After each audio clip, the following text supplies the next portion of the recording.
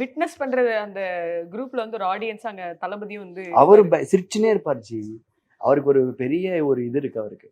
அவரு டபக்குன்னு சிரிச்சுட்டாருன்னா அவரால் கண்ட்ரோல் பண்ண முடியாது. அவருக்கு அந்த நாங்கள் அந்த டஃப்னஸ் நாங்கள் அவர்கிட்ட கொடுத்தோம்.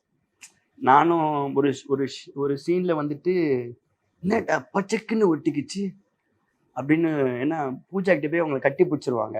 அப்போ நான் வந்துட்டு அவர் நின்று இருப்பார், நான் அவர் பின்னாடி போய் நின்று காதுகிட்ட பேசினு இருப்பேன். நாங்கள் நிற்கிறத பார்த்து அவருக்கு சிரிப்பு வந்துருச்சு. விஜய் சாருக்கு சிரிச்சுக்கிட்டே இருந்தார். அப்படியே டேக் ஆரம்பிச்சது இப்படின்னாரு அப்படின்னாரு அப்படின்னு அவர் அதை சுவாசப்படுத்திக்கிட்டு வர்றாரு.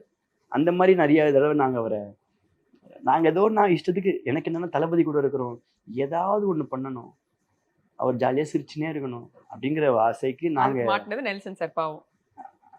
அதுக்கு எல்லாரும் அவங்களும் எல்லாரும் தாங்க பண்ணுவாங்க.